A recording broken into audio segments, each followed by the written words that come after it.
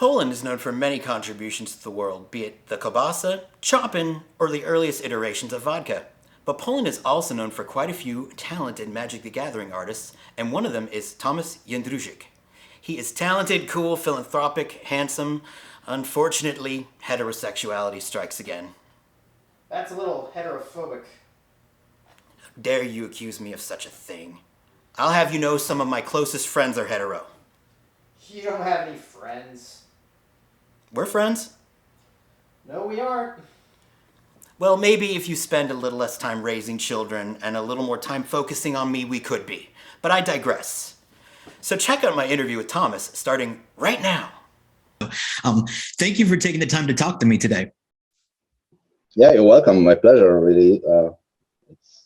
It's great to have a chance to chat in English. You know, it's not a good occasions I have for that. Is it really? Because I mean, so do you like in your daily life? Because I'm fascinated by this, being an American who only speaks one language and is just stupid. Like, how often do you switch between the languages in the day? I mean, like, is this the first time you were using English today, or did you use it earlier? I mean, like I said, it's quite rare to speak in English. I mean, I use my English every day on emails, etc., like Facebook. But actually speaking is like, I mean, maybe like one or two occasions on the month to have that, you know, because I don't really have reasons to chat. Like I got some clients that requesting me to participate in like video calls. I hate that because everything they said there. I even saw the one day on the Facebook, like there was advert of T-shirt with the sign I survived another video meeting that will do in regular email or something like that. So all those calls I have to ask them to, can you send me everything we discuss it, can you send me this on email, like written copy or something, because I need a transcript. Yeah. Well, I'll be sure to send you the transcript after this. I'll keep on top of that. But so like, well, right off the bat, I kind of want to ask you the real, that heavy hitter question that's never been asked before. When did you first know that you were going to be an artist? What was the earliest time that you knew that? And of course, I know you've been asked that before, but. You mean like real artist or like artist? Like every kid want to be a artist. See, like, everybody says that, and maybe for like 5 minutes, but I mean, the cream rises, and then there's an obvious moment where you are clearly meant to do this. Okay. I try to tell you the short version of my entire life, like milestones. Okay, first time when my dad bought me like a first comic book, I like immediately fall in, like, yeah, that's the thing I want to do, like making comic books. It's amazing, like guy with the pencil and ink can create the entire world, characters, adventures, everything, right? That was fascinating. I was like 6 years old, and I do you remember the comic book? Yeah, that was Torgal, very popular in Europe, in Poland. I've heard of it. It's made by one of the best Polish artists, Grzegorz Rosiński, and the story was great also. So that was me, like 6 years old, and I decided to be a comic artist. But then, like, I don't know, till my high school, I was just drawing, like on my lessons at school, like doodles, everything. Never thought like serious about it, right? Everybody said, like, usually keep telling me like, cut your heart, get your regular job, etc., become a doctor, become a lawyer, etc. And I was kind of aware of that, like, okay, maybe one day I will be doing like comic books, but that won't be like my regular job, right? Come on, where's the money here, or career, or anything like that. So when I went to the high school, I've been more like my aim was to become like a software engineer, doing some programming, etc. Video games probably. But then after like 2 years, I realized that the art is the real thing I always loved. Even though I like my schoolmates like going for beer or something, or playing football, or going to discotheques. I've been spending entire night painting my walls at my room, like fantasy creatures and stuff. And I realized that's the only thing is really mine, and I really enjoy it. So then I that was like reality check, right? Like I realized I cannot be a software engineer or anything else like that. I have to do something with art, right? But then it's turned out at this stage, if I even been thinking seriously about going to like fine art academy or something like that, I need like a bunch of paintings done already to show them that's the tricky part, because you go into art school, you already have to be artist, like, and the kind of real good one, right? So that's a catch-22, Yeah. And that's fun. That's funny. I started some paintings at this time, but it was like too late, and the closer I was to exams, I realized it was like too late. Nothing would be good from at this time. In Poland there also be like obligatory military service, right?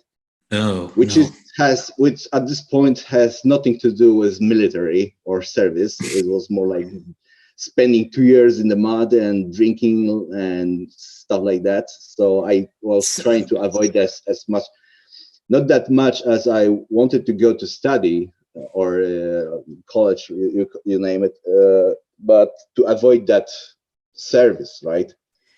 Drinking in the mud is really yeah, because I had a lot of friends who went that way, and their only experience was I even asked them, did you have like shooting practice or something? And they said like, yeah, once or two maybe, but most of the time they were just running in the mud in the forest, and after that the rest of the days was just drinking, right? Wow, it sounds like summer camp sort of odd. Yeah, there are a lot of Polish movies about that, and they are quite accurate. So wow, I might later give you some titles. You're gonna see how does it look in Poland. But that was like 20 years ago. Like right now, there's a professional army, so it's different. But right, the mud days are over. maybe they're still running in mud, but they have really like practicing the tactics or shooting, etc., and entering the building, etc. So at this point, I have to choose really any subject that saved me from the military service. But I had this lucky, my older brother, already been on architecture. Yes, that's right. You studied for that, didn't you? Yeah, and he said, look, the exam is just drawing. You're pretty good at that. You can always try it, like send your papers to that school and maybe the other one, and you have pretty good chance to get there. So I did.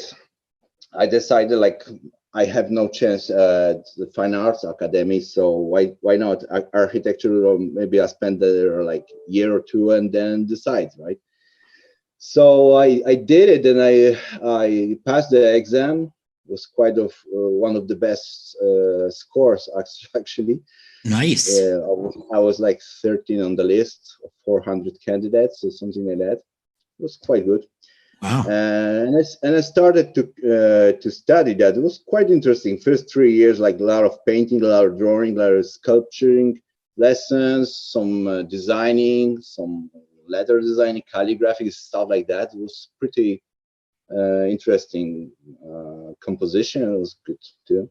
But then it's after a few years, like there was more designing, more calculating the constructions and stuff like that. It was getting boring, and Right. already some of my friends starting some working at the architecture office or design bureau. I don't know which the translation is better.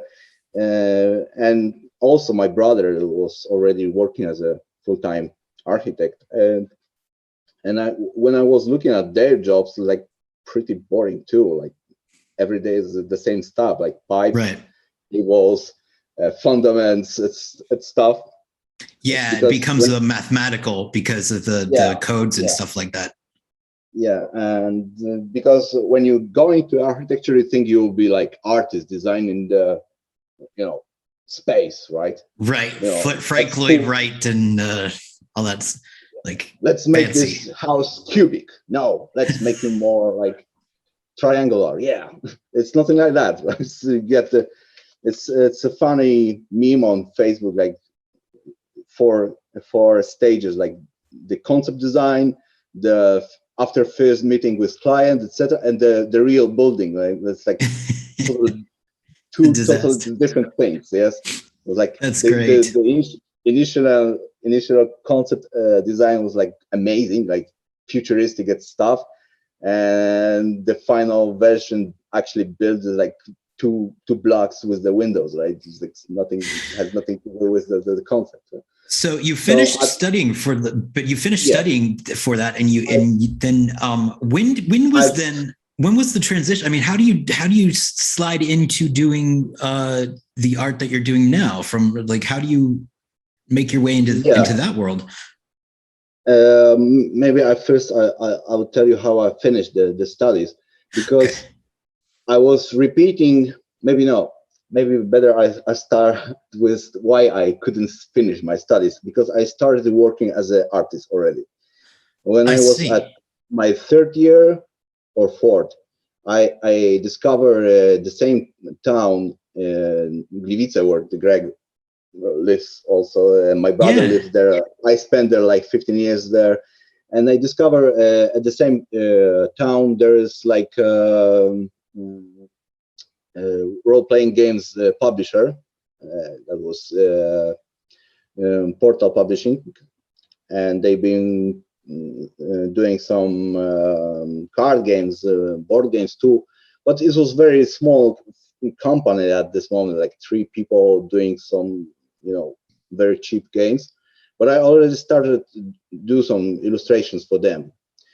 It wasn't like regular job or anything. It was like more like I don't know, maybe I think it I was doing like a job, but it's But it it was was more like a the side beginnings gig. were very harsh. It's like, but anyways,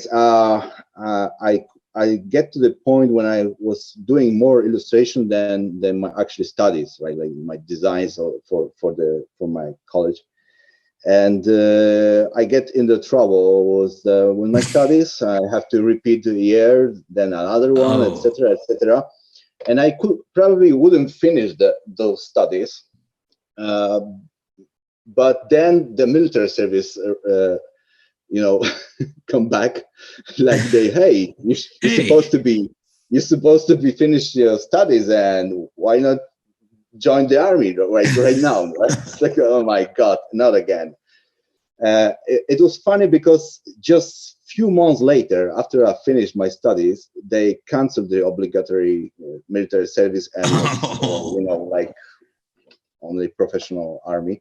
Oh, So that if sucks. there, if there will be like way to avoid that for another few months, that probably I wouldn't be finished the studies. But I had other like choice to, but I have to finish it.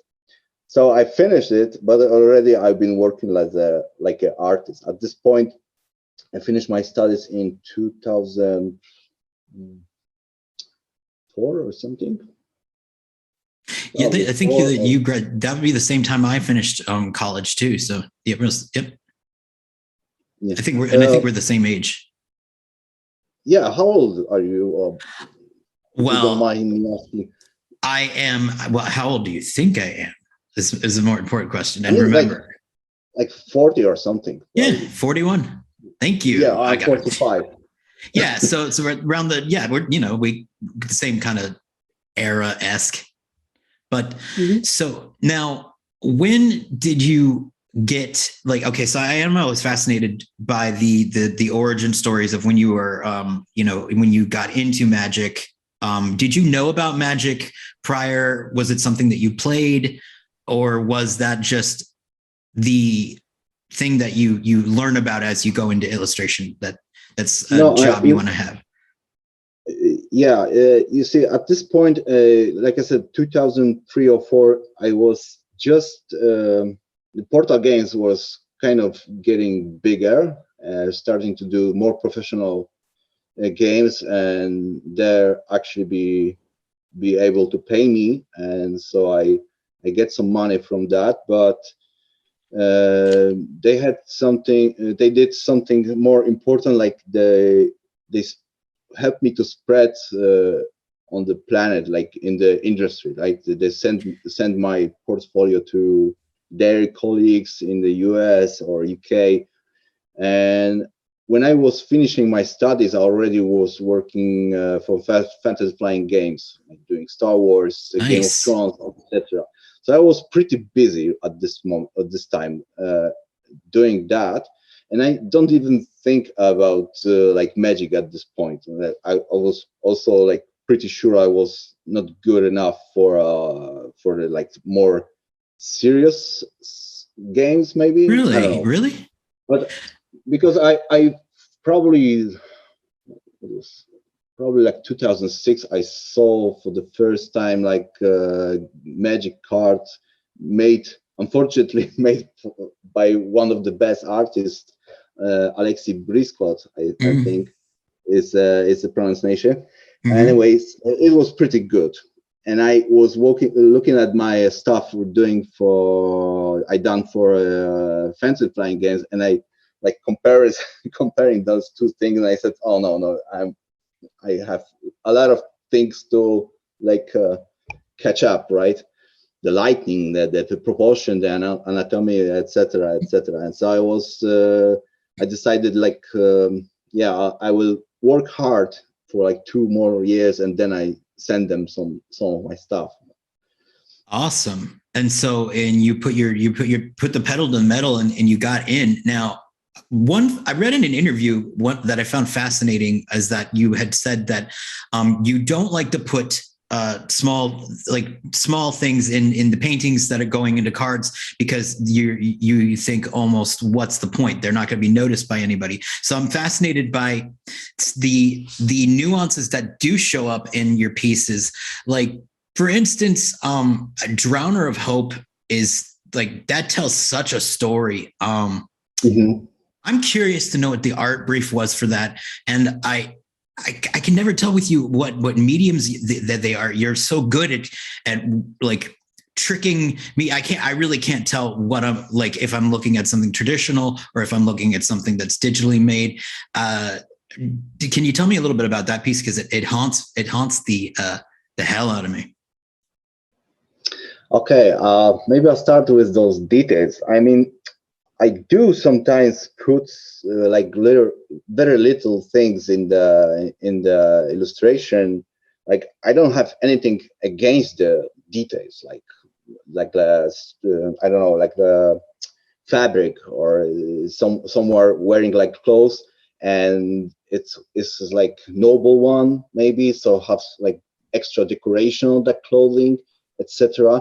But I would be the last personal heir to, if I will be like art director, I would ask artists to paint the decorative motif on the cloth like very precisely. What's the point? I see. I gotcha. And when you look at the oil painting from the distance, you say like, wow, man, that's a lot of details, like inch, maybe not inch, maybe like 1 millimeters detail. We would say like 1 pixel details, right? Right. And when you get closer to the painting, you see that's a brush stroke. That's a random brush stroke. Just put it in the right, correct way, correct place and time, maybe. So that's the magic of painting. I always like to transfer from the traditional painting to the digital one. And a lot of people saying they get confused, like, whoa, this is like traditional. No, this is digital. Oh, it's look like Frazetta or something that they even call it. Yeah, and I agree. It's only pleasure to hear something like that, because it was always my goal, like to make the digital painting look like traditional one, where you get the illusion of detail, but using specific brushes, brush strokes, etc., not actually painting that details. It's a very easy example, maybe like you have illustration where some officers reading like letter, and you can see there are like words on this letter, right? You don't care what's if that's even spell anything, right? It doesn't have to be actually text you can read, right? This is not important for the illustration. For the illustration is important that the person is reading something from this piece of paper, right? And you see the kind of words, but when you get closer, you can see that's the pure lines squiggling. It's no there won't be words you can actually read, right? That's the point in painting. I think I got you. You get this as a whole and create like imitation of details and storytelling. You drag attention of the viewer to something, like making more bright, or like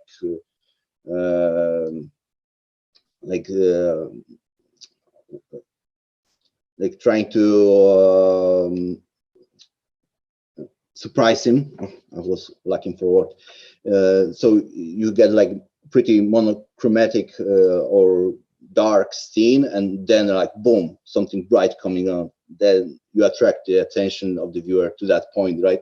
And he thinks that's the detail, but when he get like zoom it, it's like another brush stroke. It's just different color, right? To stand up from the rest of the scene. That's my goal in painting, actually.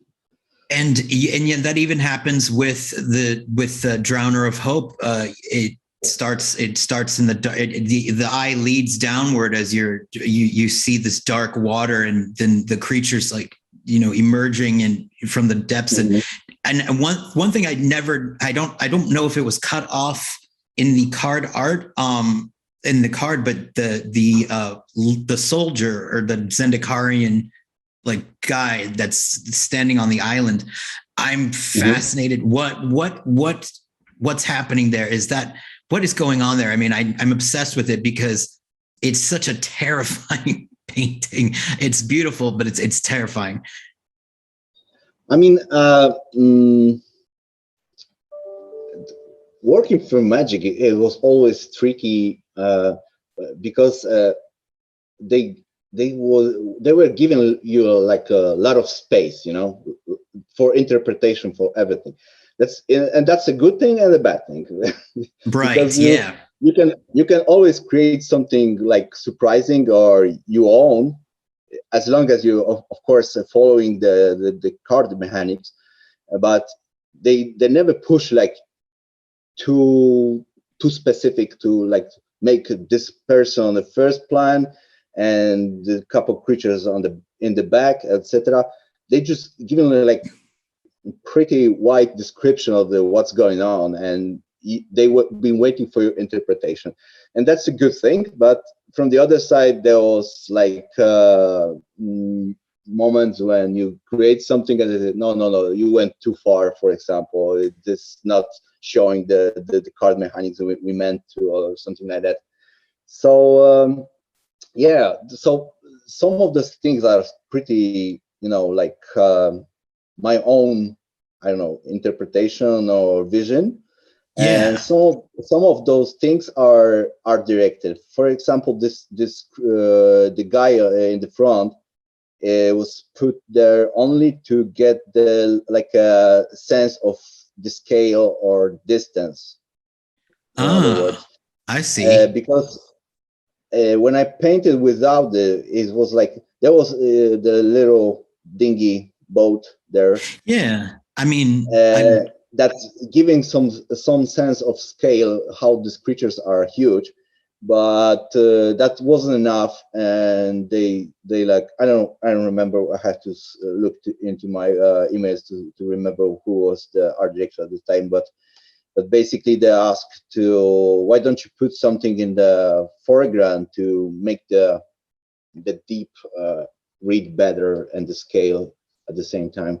So this was one of these things I didn't plan maybe, but usually when I follow the art direction in Magic, and I usually go like, wow, yeah, that was the missing part, right? It's what's stunning about it too is that you could, if you just if you remove the color and it was just a black and white painting, it's got such wonderful contrast. It would still pop the way that it would, I believe, in color. It's that chiaroscuro, I think is what they call it, right? Is that the shadow and light kind of play together? I don't know really, but I get you what you mean. Yeah. The other thing is I always been doing like when you start, sometimes I've been doing like pencil drawing before that, but they were like pretty quick sketches. But when I was been sending sketches to Magic, I always been sending them color ones, because I always wanted to see how it works in colors already. But doing that, I always like checking how it reads in grayscale. Okay. Yeah, because when you reduce the colors, for example, like I don't know, probably red and like light blue will like match each other in grayscale. So you create the contrast between red and blue, and then you grayscale and you realize it's like flat one, yeah, like a one color only. So you always have to, it's a good thing to check before you send your color sketches. It's a good thing to send to check how they read in the like grayscale. If the contrast is still there or something, you need to pop up something more, or make it darker, that stuff, kind of stuff. So yeah, always for me, always like sense of deep of the scene, of three-dimension perspective was always very important. Like they make a lot of difference to my previous works. Like they were pretty flat, right? The background and foreground was pretty flat, painted with same contrast. Obviously, so it was a mistake. It's like background is always more faded in the distance, in the atmospherics, etc. They like a quick switch though. But when looking at your personal pieces, and even some of the work, like for instance the Queen Dany that you did, that's where you get that, like, the Frazetta vibe. But one piece that I do love, I think is very haunting, and I'm gonna butcher her name. Riley Karna, and I'm fucking it up. I call her Raila Karnokailen. It sounds pretty much like Finnish name, because at this time when I was creating that picture, I was flying a lot to Finland, working on some video games, and I just love the country, love the people, and love the language, which is if you think Japanese is difficult, then Finnish is wow, like level higher. I don't know. I don't know any Finnish. I know of one sentence in Japanese that I can speak, but no Finnish. I'll have to like figure out a good Finnish expression. So can you say her name again? Raila Kairnokainen. And it's a jaw-breaking, name. And I mean, I'm fascinated by her because of her face up close. When you do a close up of her face, there's this a mournful like aspect to her, and then from a distance, when you see her with the sword, it almost appears that it's not. It maybe I've mistaken. It's not mournful. It's like I'm going to kill you. Did you? What was that part of? Did you do that consciously? I mean, and how do you do that? Yeah. How do you find a face out of the ether? I don't know. I mean, I was always trying to do that. Like, if they ask me to paint like dragon, of course it would be scary. But then I was always thinking like about his personality, how maybe he's cute, maybe, or he care about his child or something like that. Right. Sapkowski did it in Witcher when he introduced the dragon to the audience. He was actually protecting his kid, right? That was amazing. Everybody been trying to kill that creature, and there are some characters in the book who actually trying to protect him because it's the last one, dragon, and he's trying to protect his kid. That's amazing. That's a deep story, right? And whenever I paint like character, like I'm okay, this is badass. She's going to kill you, but look at her face. He have the reason for that. Maybe he suffer or something like that. He is a human being who been. I mean, I don't know. She went wrong way or made some mistakes in her life. Maybe she's trying to fix that. That's amazing. That's real storytelling, and always been trying to introduce those things like contrast. Yeah, because in the one picture, there's a feeling that she's going to kill you, but she's communicating with you that it's not necessarily something she's taking joy in doing. That's at least my interpretation of it, which I find that fascinating, and I love.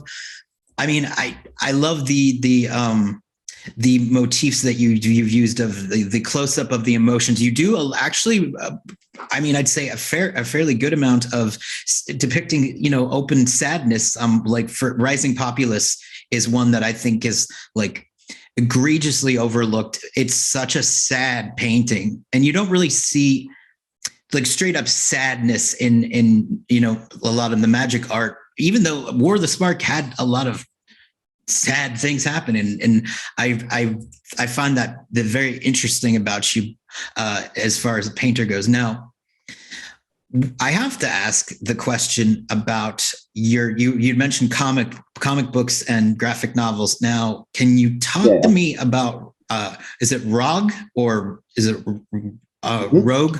Yeah. ROG. Which ROG? Okay, ROG has he never misses a chess day, number one. But I'm fascinated by the first painting, I believe. Well, it's one of the paintings that you did where it's the cover where he's standing over a woman who is his. And she's cowering, and he's taking a photo. What was this? What was that? What was the story behind that? Because okay, I will tell you because I wasn't really to like reveal what's the story about, because that's the cover for the second episode. Oh shit! Okay, all right. No, that's all right. But the second episode will probably never be created because you're too busy. It's like 2 years, and I haven't even time for finish this screen story for the that. Screenplay, so probably I will never have time for finish that. So I will reveal why he's taking pictures of her. you see, that's me again. Like there is only like second meaning to the picture. What you see, it's a muscular guy taking a picture with a smartphone to the probably raped girl. Right? Yeah, it's very unsettling at first glance. Yeah, but the story is quite opposite, I would say. He's the guy. I don't know if you have chance to read the first episode, but he's the child of the girl killed in a car accident, like a mother one. Mm-hmm. The child was carried to the ancient tribe living in the forest in Poland. Like they don't even aware of civilization, which would be probably impossible. Okay, but Yeah, but that's my that's my story. Yeah, So I mean, it's fantasy. But roll with it. Or maybe they are aware of civilization but choose to avoid that. Like I can suspend my disbelief for that kind of thing. There was like a movie Village, I think. Yeah, I mean that's that, which is and that actually that is that movie lifted off another story that was written in, I believe, the 50s. But there's been, I mean, that kind of thing in fantasy and horror, it always happens. Like The Descent would be an example of, all of a sudden you discover a race of underground dwelling people in the mountains. Like it's the same thing, Why not? Yeah, exactly. Yeah. So in this, so the guy became like a chief of that tribe later when he grew up. The saved kid, and that's my story for the first episode, which is ending with a panel that his father introducing his to the tribe as a heir to the throne, and so that's the end of the first episode. And in the second episode, I was going to show like he is grown up already and he lives in the village, but he kind of become like aware of that there is something more outside of the forest, and he going closer to the highway, for example, to see cars or something like that, but he's maybe too scared to actually interact with those people or something like that. It would be terrifying. He probably, or maybe he was be too afraid to, to consequences to the whole tribe or something. Anyways, he's like modern Conan. I don't try to avoid like those comparisons to the original Conan story to my Rogue. Yeah, I want it to be like very similar. I wanted my Polish Conan, but trapped in the modern times, right? Mm-hmm. I mean, like what we would do living in 21st century. Anyways, he's a victim. I mean, not a victim. It's like a word. And again, he saw this girl being attempt of raping her by some guys, right? So okay, he witnessed an attack. Witness, right? I was mistaken by victim. She's a victim. He's been witnessing this whole scene, and that was the trigger to actually him interact with the real world. He couldn't stand it. Like he had to do something, right? So okay, I'm gonna spoil it. He killed all these people. I mean, if you don't want to, I don't want to force you to do it, but I'm very invested. I'm interested. Maybe that will force me to like, That's what I was thinking. I'm putting it out there. It's now you have to do it because people are going to want to see this. So anyway, he saved her, and the first thing she get her conscious back, like her first thought would be not like, oh my God, what happened, or I'm okay, or who are you, or anything. Her first word would be like, where's my phone? Okay. So that's because like I'm trying to make the discussion about what the people treat her smartphones today. It's so like, true.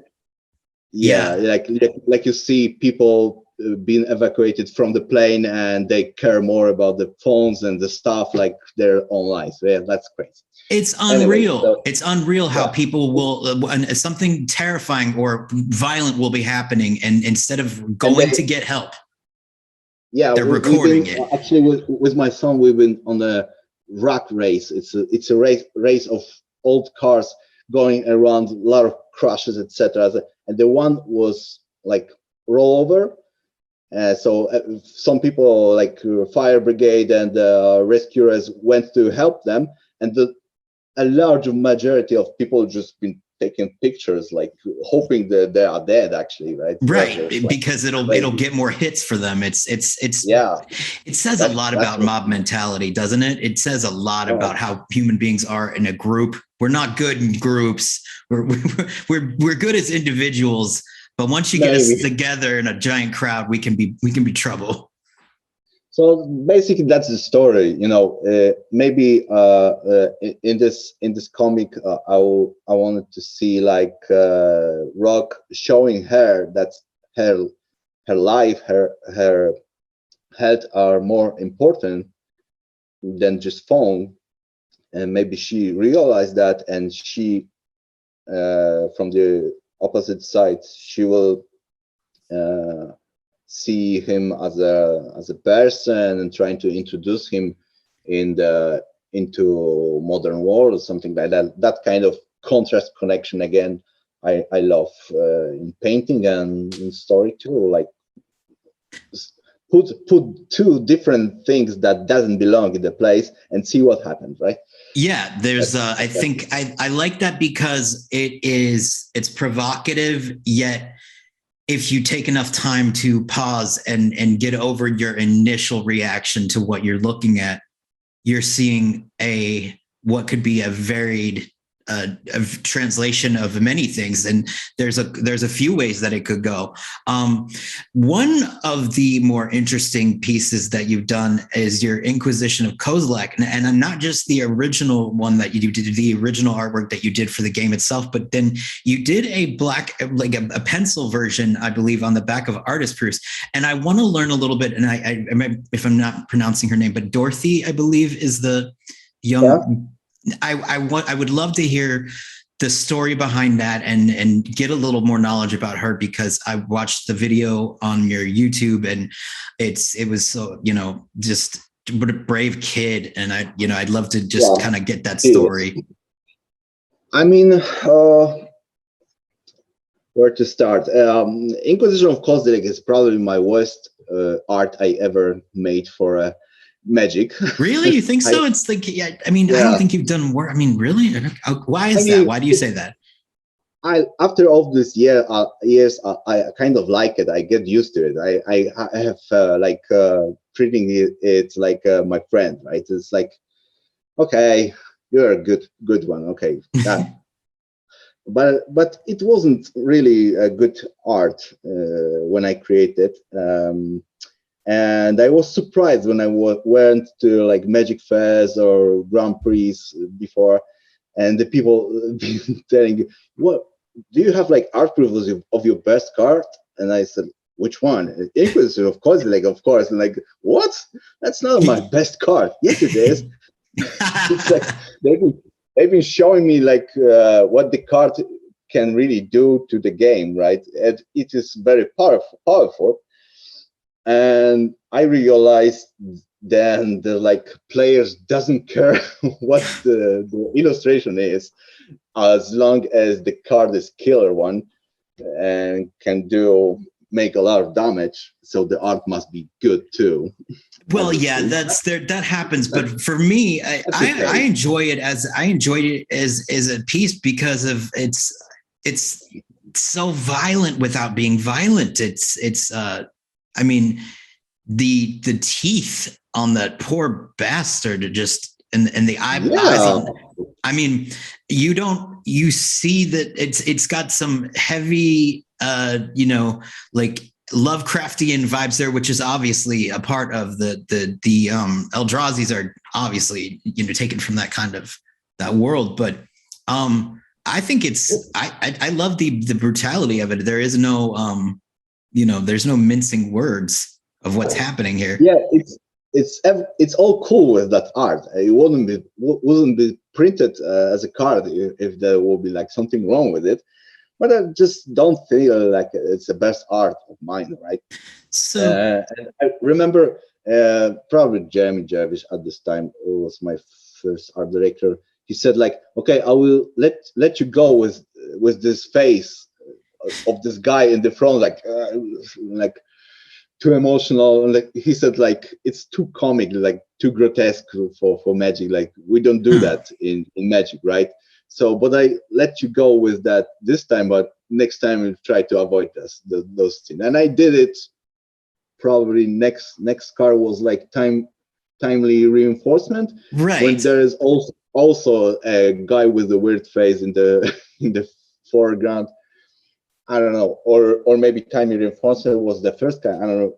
I don't really remember. I believe it's Inquisition came first, and I believe that timely reinforcements came second. So I did it again right after the Inquisition and the timely reinforcements. Anyways, I was always have to like keep in mind that doing Magic art, this is not a comic book. This is not a comic. You know, try to be like realistic. I was always keen to like exaggerate like physical features of the, you know, like the there was like teeth or something that you immediately start having like longer arms or something like. Right. Yeah, you don't like the like sort of a stylistic approach. I had to, because I started my career as I was doing some illustration for children books, so there was like requirement for that. Like the evil one was like so the good one. Yeah, because kids need that in the artwork. You need to have giant expressions and children. I have to really keep in mind that doing art for Magic not to go too far again. But about this art proof version, it was you know, just like I left like 12 of them maybe, because I was stupid enough to get rid of them pretty quick for like almost free, and I didn't realize they would be like my most popular card then. So I left like 12, and I was thinking maybe I would create like something special or something. So I made this like combo mosaic of 9 of those cards, and wasn't too much thinking what should I draw there. And almost immediately I came up with the girl idea, being kind of mutated in the cosmic, etc. So it was have some relation to the card itself, but then it was something I really like to paint. For example, if there will be like game on the market who requires me painting naked girls, that will be like awesome. You do seem to like painting the naked ladies. It's a motif I've noticed. But you know, I really loved, you know, been fascinated with Royo on Sorayama art back then, or even Boris Vallejo, for example. I always loved that, and females that like, you know, the perfection of the body or the face features, etc., was always like my favorite subject, right?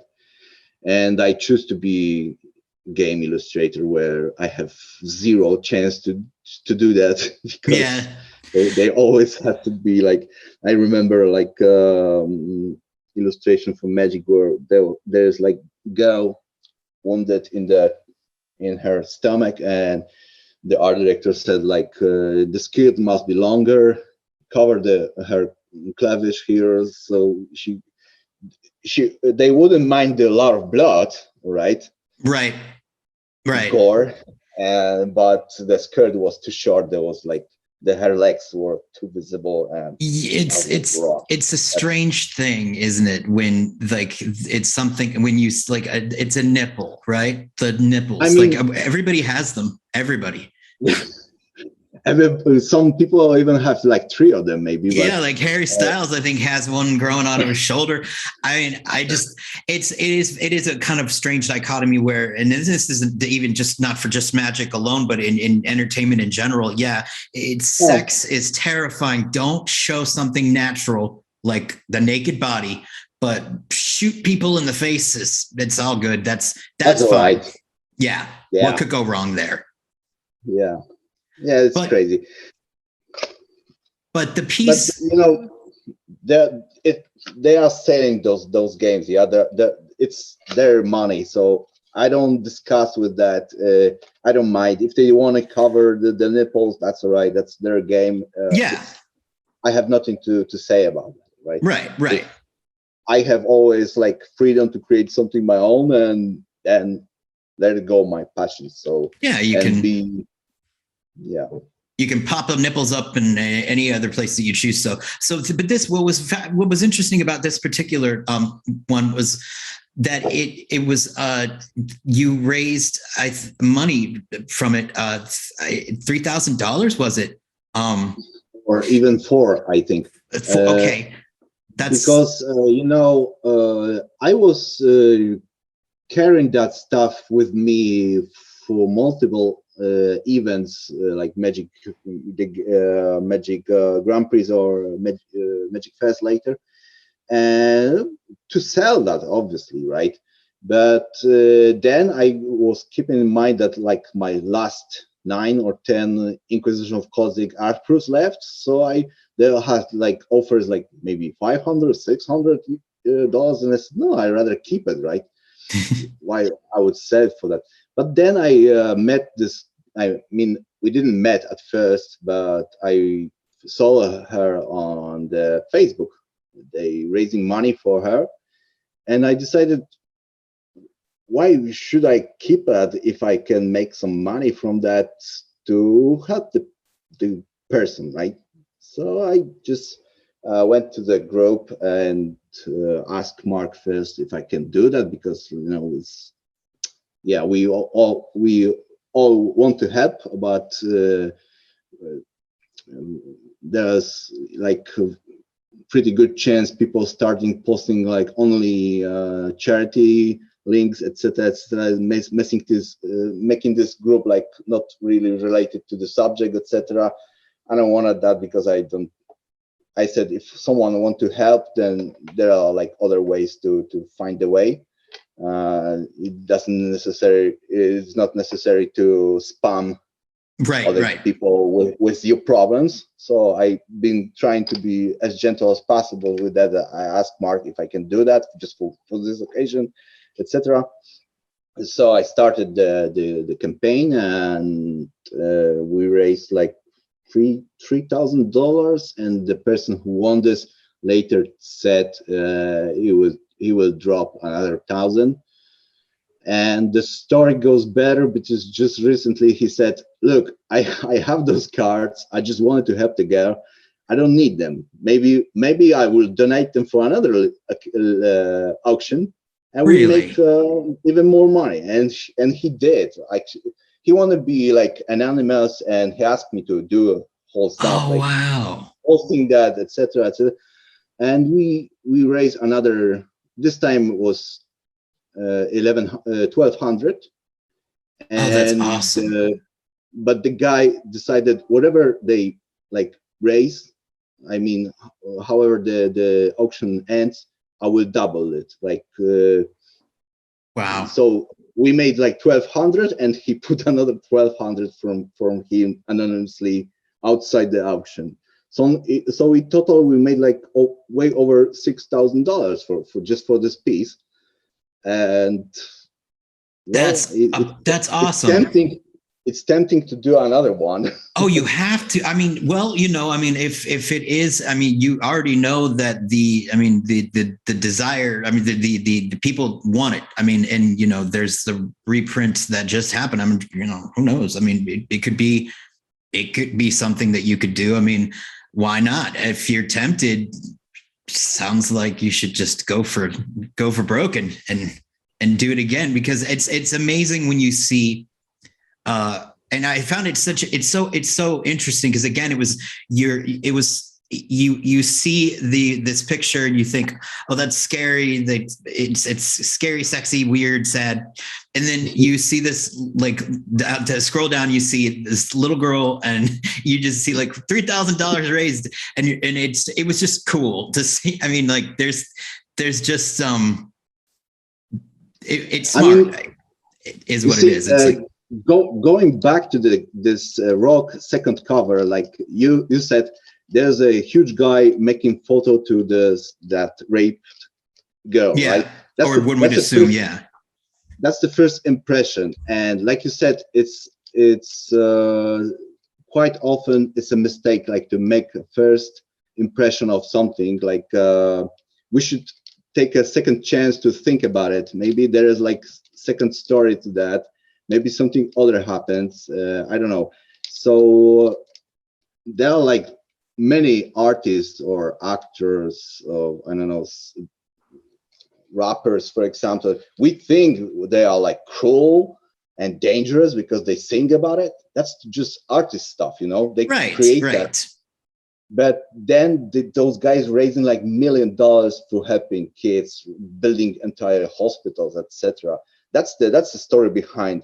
And we are living in times where we don't care. We don't just, Eminem is a bad guy, right? That's what we care, what our kids care.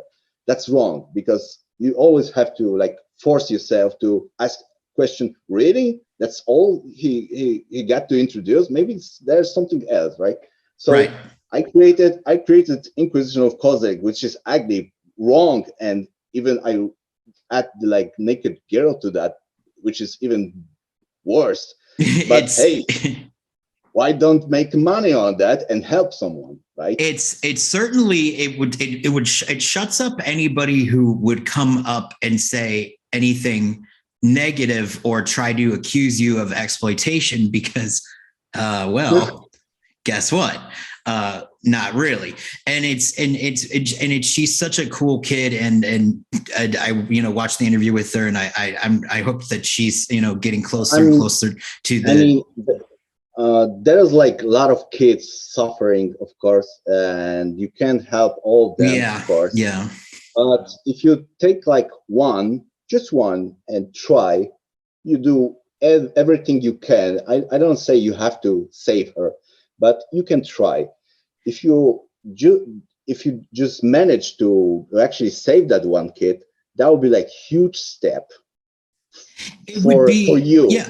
I just read about this in a book about a psychology book, that they talk about how there's nothing wrong with being altruistic, but then getting something back from it. If you help somebody's life, it makes you feel good. And so, yeah, you're doing it to feel good, but you're also making another person feel good too. So it's that kind of thing, the idea of being a selfless giver is kind of bullshit, where it's you can be somebody who enjoys giving to another person, and you can enjoy that feeling. I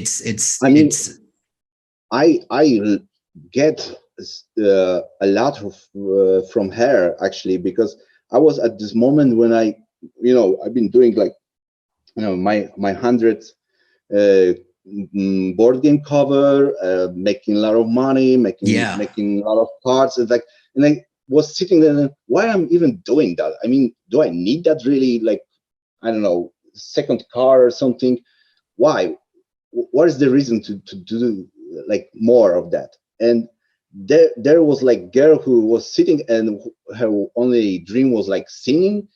Mm-hmm. And she's very sick, and she has more reason to live than I have.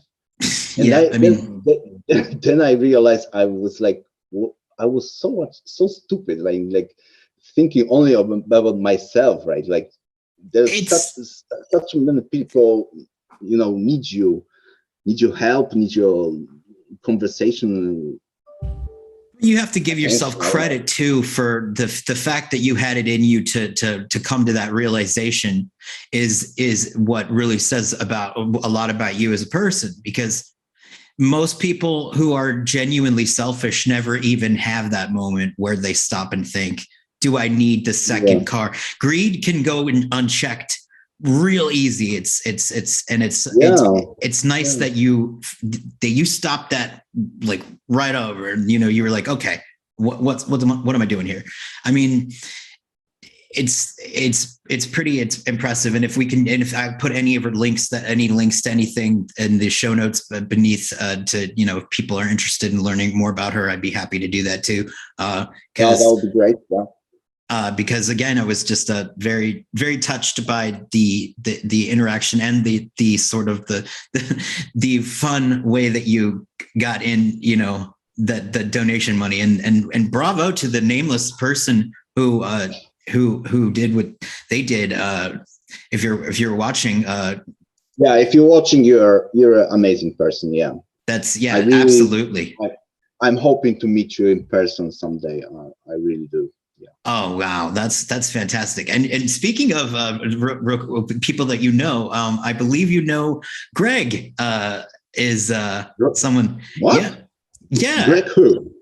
Well, Greg, he's from Poland. He also has just recently done magic art. Bobrovsky, I think I'm pretty sure that you've met him. I mean, he's talked about you. But I was amazed watching your interview with him. You were speaking about drinking together. I know him for so many years, and I never seen Greg like drinking alcohol in that.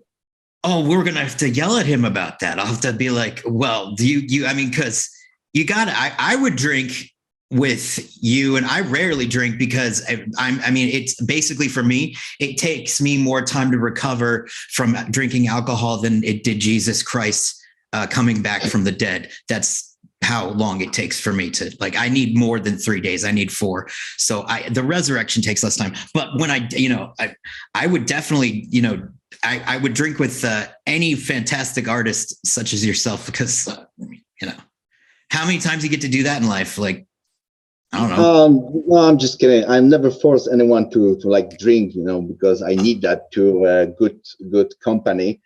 Oh, it's not forcing me. I mean, every time we spent together with Greg and other friends, and we've been drinking, he's been like drinking some sort of apple juice. I don't. I'll have to force. I'll force him, because that's as somebody, as an agent. I mean, right? That's what I should do. Is I'll be like, you need to just drink. That's what I think you should. I kid. But I kid. But yeah, but I never had problem with that. He doesn't drink alcohol, or he doesn't drink as much as we do, for example. That's everybody's choice. So I never mind someone being sober during the whole party or something like that. It's always funny too when you go to a party and you have to be sober and you're around a bunch of drunk people. You're like, oh man, wow, they're different. Am I like that too? And the answer is yes, you are like that too. But how did you come to meet him? I mean, was it because it was the proximity? Was it just you were in the same city and No, we actually met in Krakow. Okay.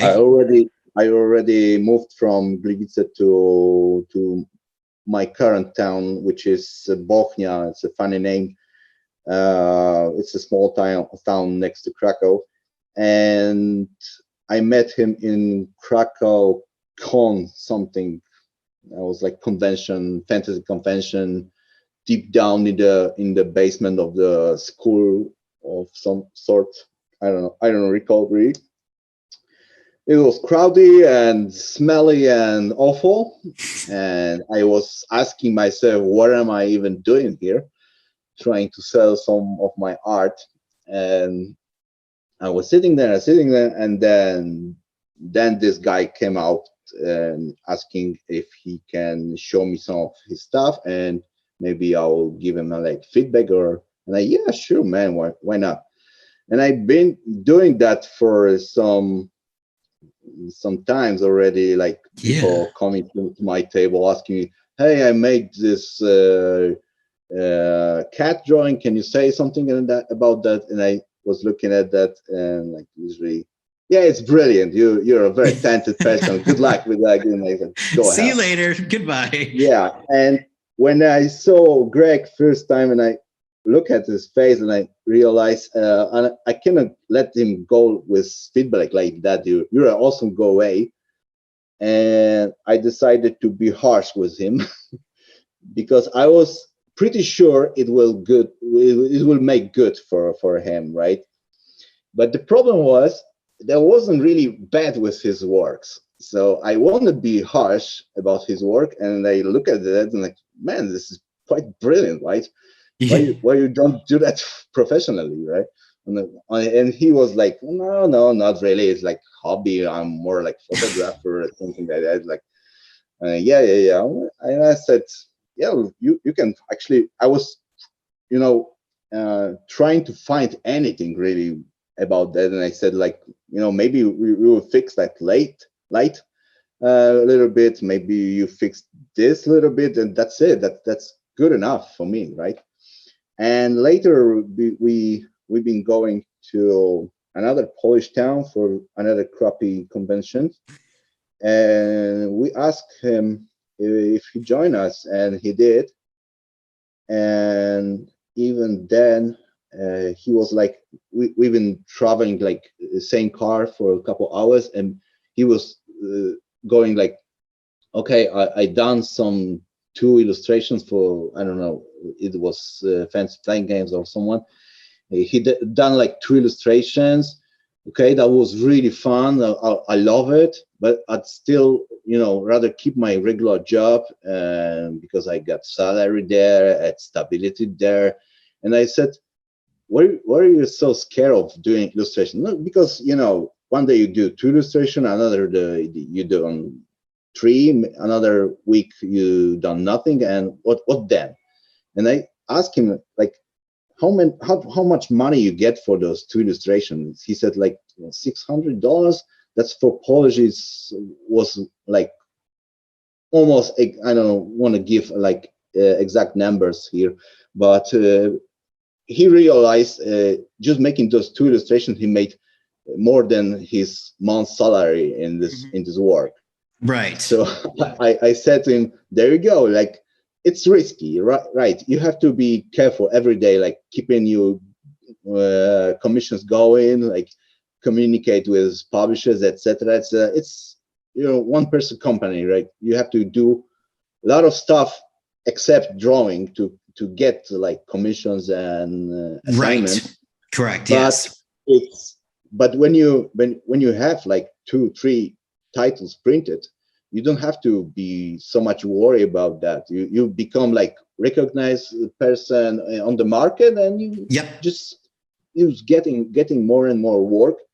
And the funny thing is, you work like 1 or 2 weeks on those illustrations, and you make exactly the same money as you do in your job. You have to work for an entire month, right? Of course, you can, as a freelancer, you can do, I don't know, like 24/7 those illustrations. They keep you busy like hell, but that's your choice, right? You don't have to work entire months to get the same amount as you get a new regular job.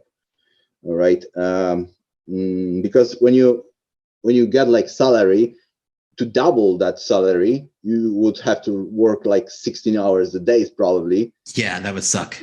If that it will be even possible. If your boss would say like, oh, well, okay, let's double it, right? Never happened. Yeah, and then how long till you just, hit the ground? Yeah. So he realized that, and soon after that, he got like 1-2 covers for board games and be quite recognizable as an artist on the market, and he started do that for for living. Yeah.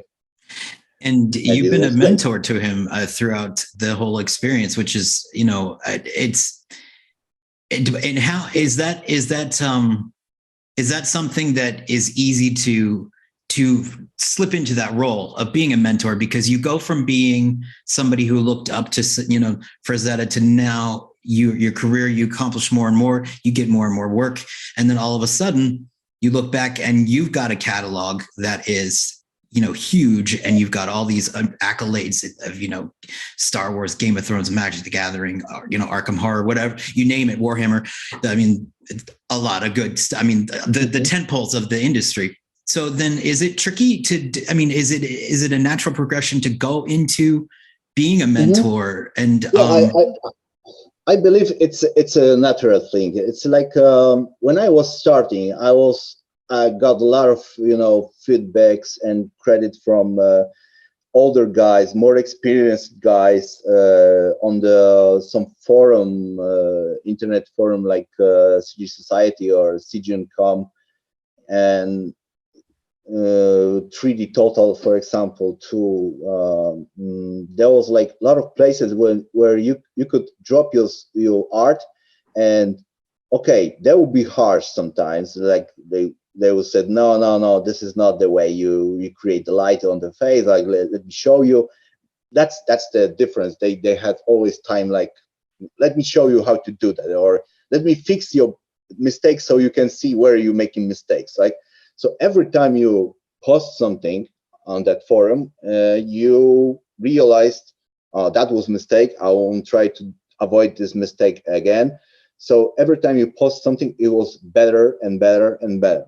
And I made huge like progress in very short time, just to just thanks to people who did care to spare some their time to give me feedback and help me, actually. Who were some of those people, if you don't mind me asking? I don't remember. It's like I met few of them later as art directors in some companies. I don't want to like pick two names because the other ones might. Well, I'm not saying necessarily a favorite or anything, but just. But if you, I understand what you mean. You don't want to necessarily make. I remember probably I was working already in Game of Thrones, and Thomas Denmark was working there too. I don't know. He's like older from me or the same age, but eventually he has like more experience than me, and he gave me some advices. Or Maciej Kuchara, for example, too. That was like random guys who have been on the forum, and one just say something, the other have like time to resketch my sketch. Okay. And I've been doing that too to other guys. Like, you have to be like finding courage in yourself, like telling someone more experienced from you and telling him like, that thing doesn't belong here, like breaking the composition. And he said like, yeah, you're right, actually. And then you realize like you actually been helpful for someone who is more experienced than you. That's crazy. That's interesting. Yes. That's exchange of knowledge and experience. It's speed ups the progress a lot.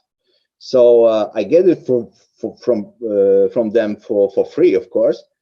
And then when I get like older, I decided maybe it's time to think about other guys more than about myself only, right? So whenever I go to like conventions or even magic shows, most of people on Magic the Gathering Grand Prix, they are like wanted to sign their cards or making alterations.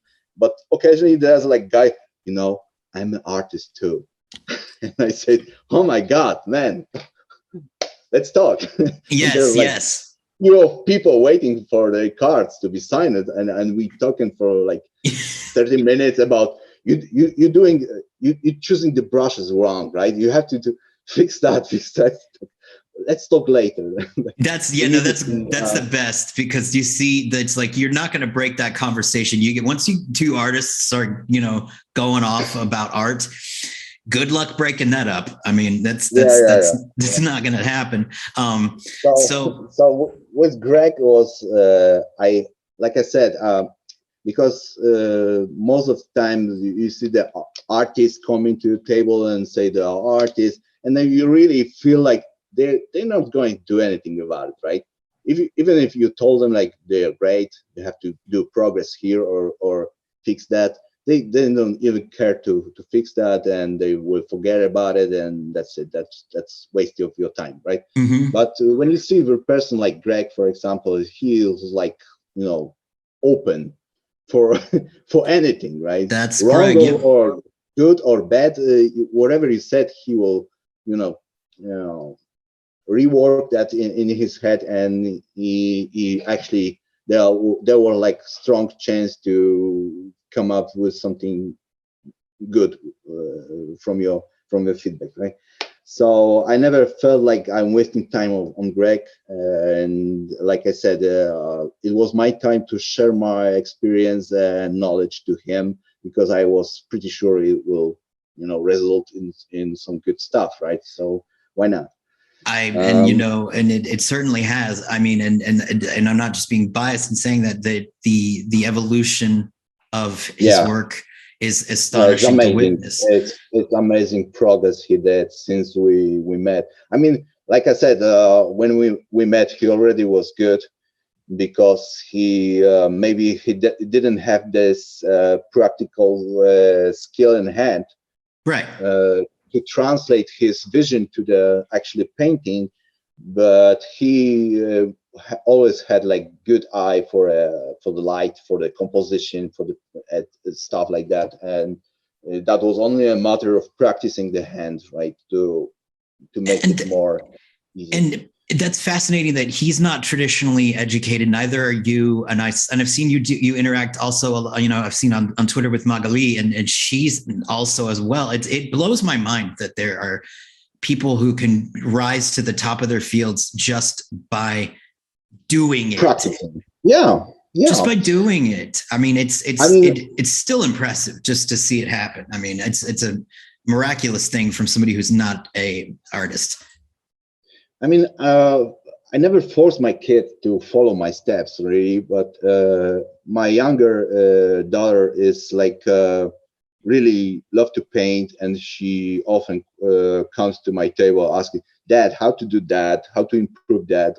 Asking that technical stuff. And you have to remember, she's not like 15 or 20; she's like 9 or 10, and you have to explain to her how to improve the perspective or something like that.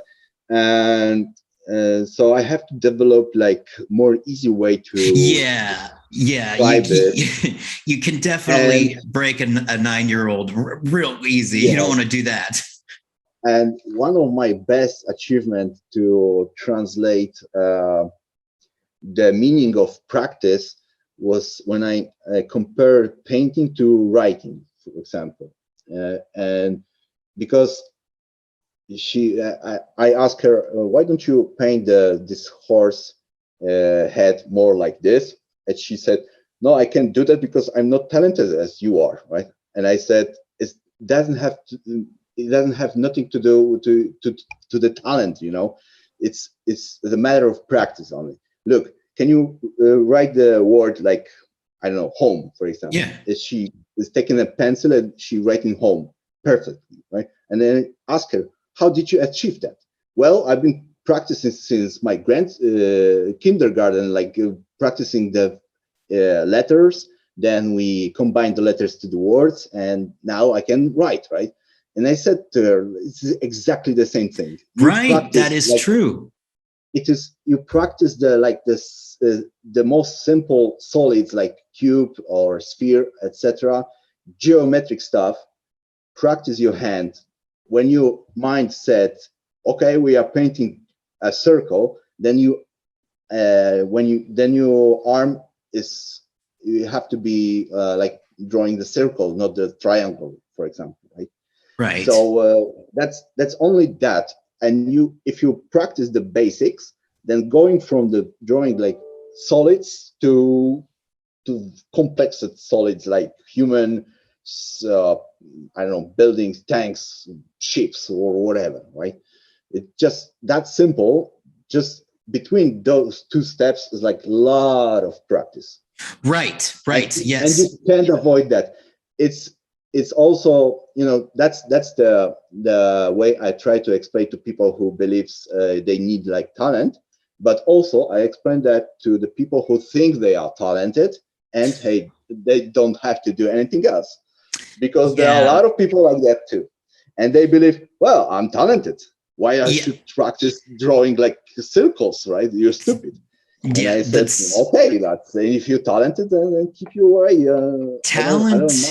Talent's it's a tricky thing, because you can have talent. It might put you ahead of everybody in the beginning, but if you don't bust your ass, you can easily get beat out by somebody who is practicing, right?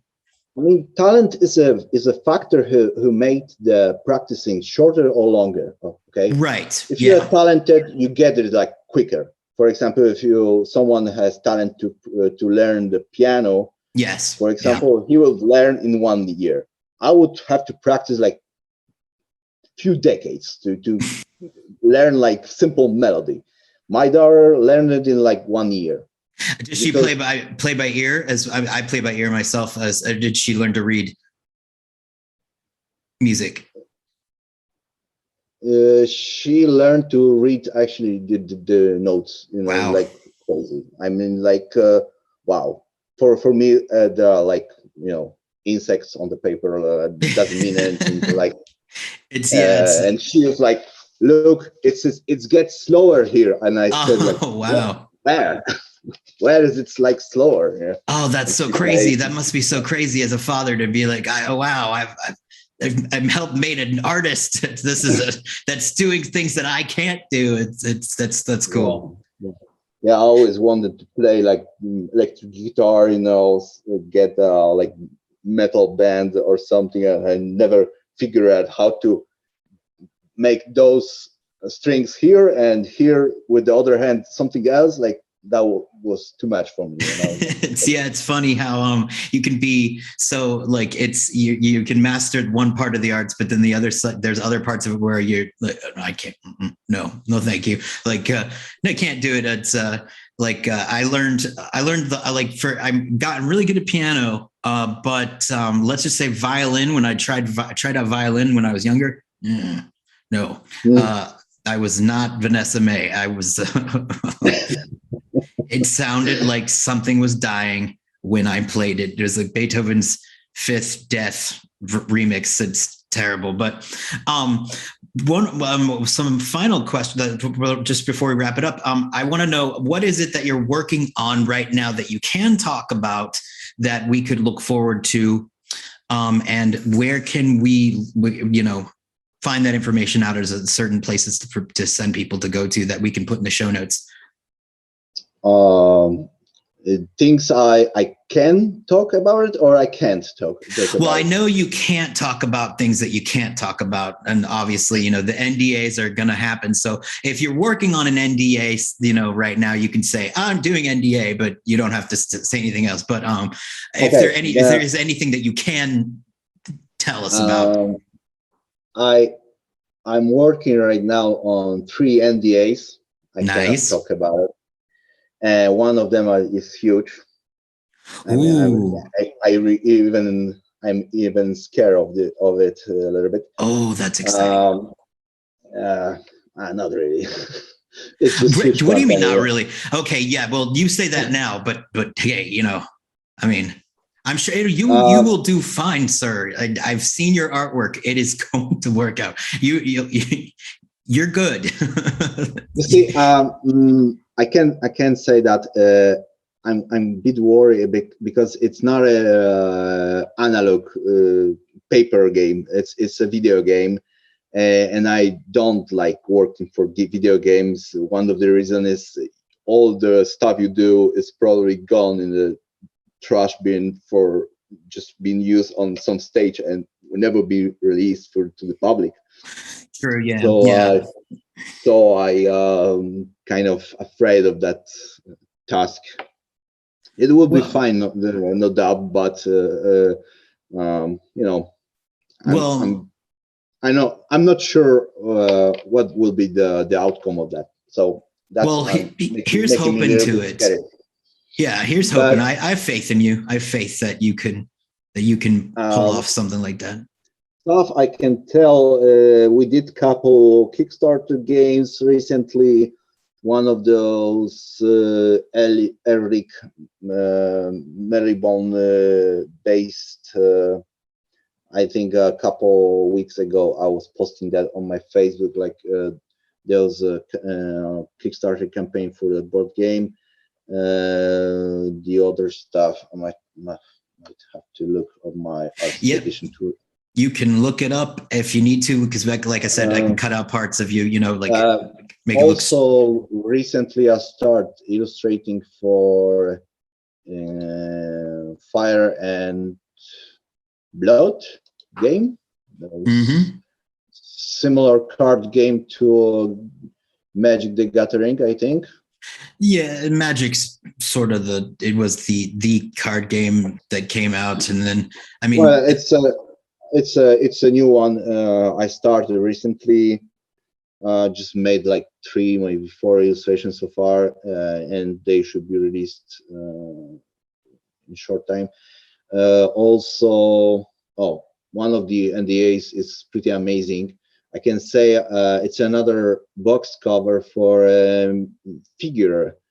I made probably a year ago, 2 years ago. I made a Vampirella box cover for the figure like that. Oh, snap! It was awesome, and I'm doing another one. Unfortunately, it's not a vampiric gear anymore, but it's pretty amazing too.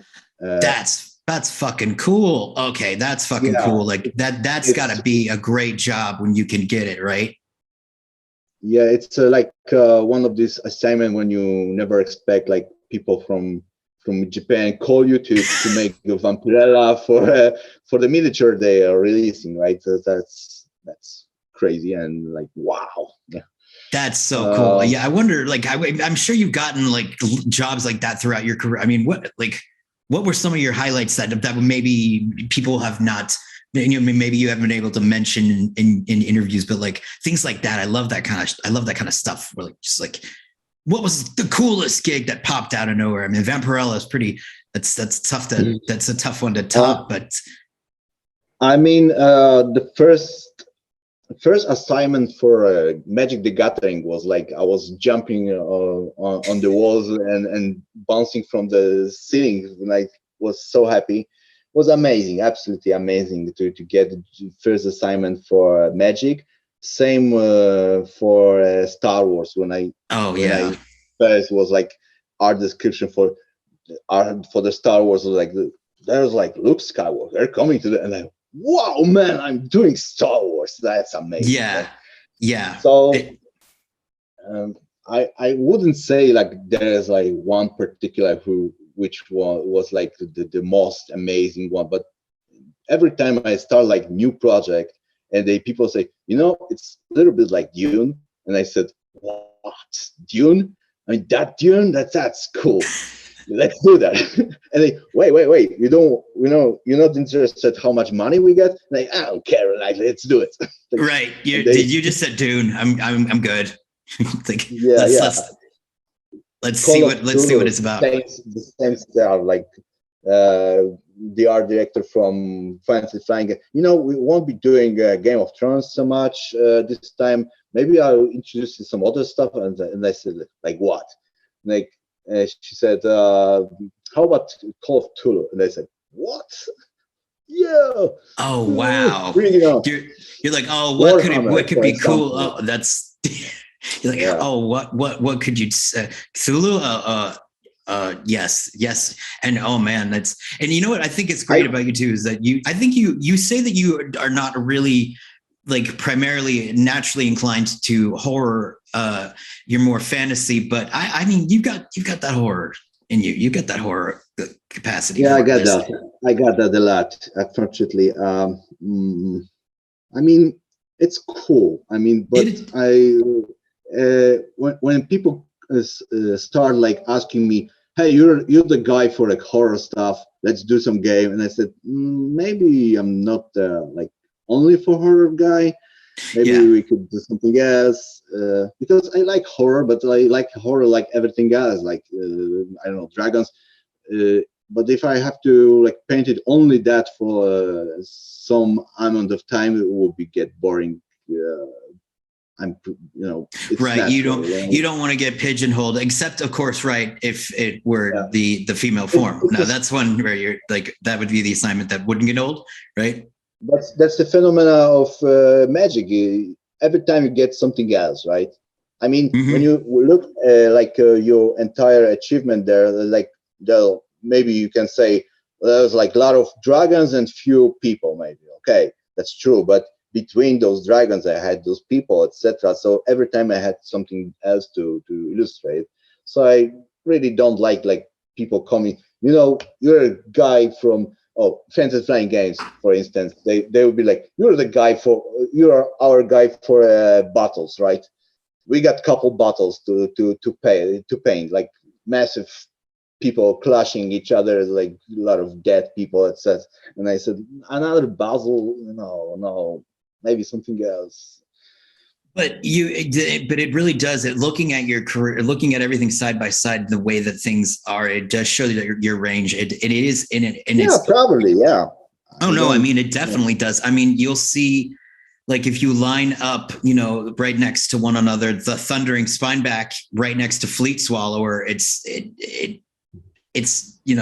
these really cool fantasy creatures, but different ways of using light. And then one that's There Is No Refuge is terrifying. I mean, now that's not, it's not necessarily horror. It has horror aspects to it, but your animals are really, and also we can't leave out Clamor Shaman, who I love the goblin feminist thing. Is I never thought about that myself until I Clamor Shaman. I was like, wow, I didn't take into consideration that there are lady goblins. Yeah, too. Exactly. They're just it was tricky to figure out how to paint the goblin who is female, and I remember they said she is looking too pretty for a goblin, and can I make her more like ugly? Yeah, and I will say that she's probably, I'm sure she's a 10 for a goblin, if you're a goblin. But it's great though, the way you snuck it in. It is just it's the slight turning of the side and the way that you manage to make the arms look just slightly softer than the usual goblins do. It's pretty cool. And I don't think we see enough of that. We need more lady goblins, right? I'd say bring them on. And also the Falcon Wrath Forebear is great too. Speaking of just like fun ladies that you did, it's great stuff there. Great comedy, I think, that you managed to pull off with her checking out the vintage of the blood. Yeah. Good times. And like you said, it's comedy, and I was, already, it was always me struggling not go too far with that, like making grotesque or too funny. I'm not an art director, but I would be like the one that would be like grotesque. Let's bring on more grotesque. I can't get enough. I can see recent Magic boxes are more towards that kind of direction, like hamsters flying or something like that. That's more like funny now. When I come to Magic, it was more dark, maybe very more dark fantasy. Yeah. Oh, yeah. very and yeah. Right. Yeah. More fun. So, and well. I mean, and well, I mean, I'll be looking forward to anything from you in the future regarding that, or anything in general. And I would thank you so much for talking with me today. It really has been great, very enlightening, and you are as cool as you are talented, sir. Well, thank you very much. I'm very happy to meet you and have this chance to talk with you. It was a great time for me. Absolutely, we should do it again sometimes, probably with some drinks, maybe. So how cool was that? And who knew the Eldrazi's were actually capable of helping the multiverse? Thomas did. Now, if that's not creativity, I don't know what is. And if you by chance would be interested in contributing to Dorothy's medical attentions, please check out the links in the show notes below. And while you're down there, why not like and subscribe and ring my bell? Ding dong!